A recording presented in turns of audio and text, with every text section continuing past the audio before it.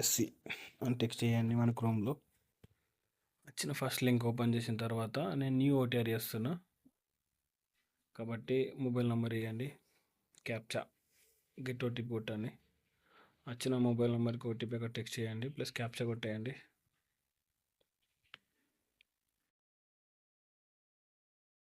Login. Other details ఇవ్వండి, basic Aadhaar details. So మన Aadhaar number plus Aadhaar card మీద ఏ నేమ్ అవుతుందో ఆ నేమ్ మెన్షన్ చేయండి.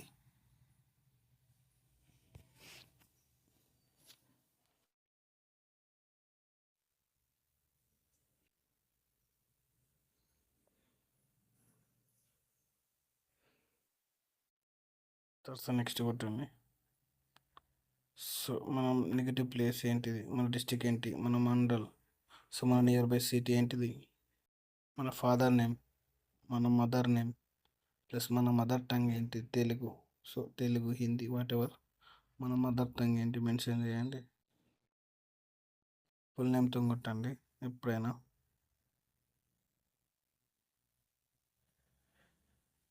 స్పెల్లింగ్స్ మిస్టేక్ లేకుండా చూసుకోండి.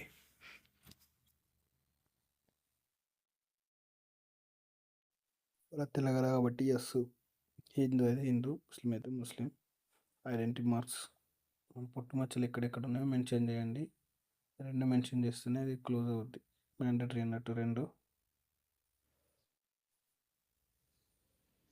సో మన క్యాస్ట్ ఏంటి, క్యాస్ట్ మెన్షన్ చేయండి, ఏ కేటగిరీకి చెందిన వాళ్ళు. బీసీ అయితే క్రిమినల్ నాన్ క్రిమినల్ రెండు ఉంటాయి. ఇవి మనం ఎంఆర్ఓ ఆఫీస్ నుంచి తీసుకోవచ్చు, లేకపోతే ఆన్లైన్లో తీసుకోవచ్చు. ఆన్లైన్లో సబ్మిట్ చేసి సేమ్ క్యాస్ట్ ఇన్కమ్ లెక్కనే. సో మాన్యువల్గా తీసుకుంటే కొంచెం జల్దీ అయిపోద్ది. సో ఇక టిపికల్ మనం ఫిజికల్ హ్యాండిక్యాప్ సర్వీస్ అవన్నీ నో పెట్టేయండి. దీంట్లోనే ఎస్ఎస్సి డీటెయిల్స్ ఫిల్ చేయండి. పైన ఎస్ఎస్సి ఎలా ఎస్ఎస్సిలో నేమ్ ఎట్లుందో అట్లా మెన్షన్ చేయండి. Plus me date of birth,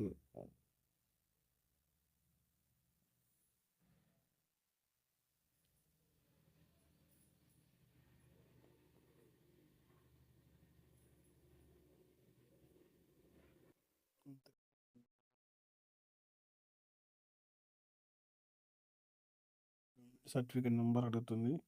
అది మీరు మీషోలో లేదంటే ఎంఆర్ఓ ఆఫీస్లో ఆఫ్లైన్లో అప్లై చేసుకుంటేనే నెంబర్ వస్తుంది.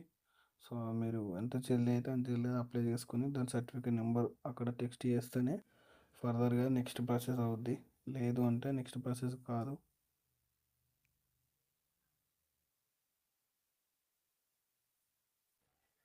మీకు ఎగ్జాంపుల్ కొరకు క్యాస్ట్ నెంబర్ టెక్స్ట్ చేసి నెక్స్ట్ చేసి సబ్మిట్ చేసిన, సో స్టేటు, పిన్ కోడ్, ఏదైతే డిస్టిక్ ఉంది, మెయిల్ ఐడి ఇవన్నీ మెన్షన్ చేయండి.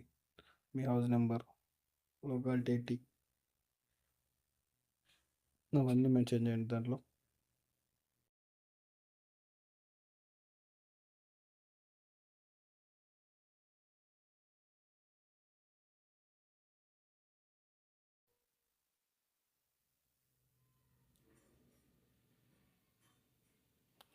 కరెంట్ అడ్రస్, పర్మనెంట్ అడ్రస్ రెండు సేమ్ అయితే టిక్ చేస్తే సరిపోద్ది.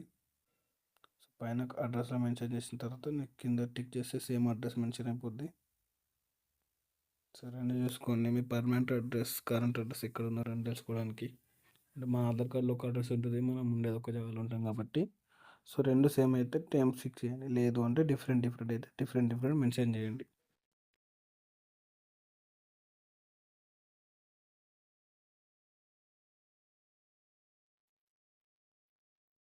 నెక్స్ట్ ఫస్ట్ క్లాస్ అక్కడ మీరు ఎక్కడ చదువుకున్న, ఫస్ట్ క్లాస్ నుంచి ఎక్కడ చదువుకున్నాం అన్నది కంప్లీట్గా మెన్షన్ చేయండి. ఏ డిస్టిక్, ఏ మండల్, ఏ స్కూల్, ఓకేనా. కంప్లీట్గా మెన్షన్ చేయండి దాంట్లో ఫస్ట్ నుంచి. ఫస్ట్ నుంచి 7th దాకా అడుగుద్ది. సో మీ ఫస్ట్ నుంచి 7th దాకా బోనఫైడ్ ఉన్నా కూడా మీరు రెడీ బోనఫైడ్ కూడా అప్లోడ్ చేయవలసి ఉంటుంది.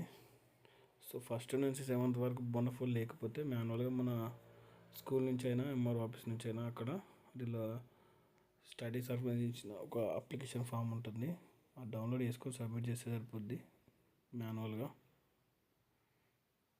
సో మీరు మెన్షన్ చేయండి ఫస్ట్ క్లాస్ నుంచి 7th దాకా ఏ విలేజ్ ఎక్కడ ప్రజెంట్ ఏడు చదివారు అన్నది ప్రతిదీ మెన్షన్ చేయండి. ఫస్ట్ నుంచి చేసిన తర్వాత డీటెయిల్స్ అన్నీ ఫిల్ చేయండి.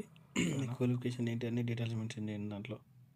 అన్ని డీటెయిల్స్ సబ్మిట్ అయిపోయిన తర్వాత ఇక్కడ photos certificate bonafide certificate upload చేయమంటుంది. మీ దగ్గర ఉన్న బోనాఫైడ్ సర్టిఫికేట్ ఏదైతుందో అది కేబీలలో మెన్షన్ చేయండి. ఓకేనా. ఫస్ట్ క్లాస్ నుంచి 7th దాకా బోనాఫైడ్ ప్లస్ మీ పాస్పోర్ట్ సైజ్ ఫోటో, సిగ్నేచర్, ఇవి 4 KB నుంచి 30 KB దాకా సిగ్నేచర్ ఉంటుంది. 50 KB below passport size photo ఉంటుంది, అలా మెన్షన్ చేసి ఉంటుంది ప్రాపర్గా. ఓకేనా. సేమ్ మీ బోనాఫైడ్ కూడా కేబీలో మెన్షన్ చేసి ఉంటుంది, ప్రాపర్గా అప్లోడ్ చేస్తే అప్లోడ్ అవుద్ది. తర్వాత సబ్మిట్ కొడితే మీకు ఒక OTR నెంబర్ అనేది వచ్చేస్తుంది, ఫైనల్ ప్రాసెస్ అన్నట్టు. సో OTR నెంబర్ వస్తే ఆ OTR నెంబర్ మాకు ఫైనల్ ఉంటుంది. దాన్ని ఎడిట్ చేసుకునే ఆప్షన్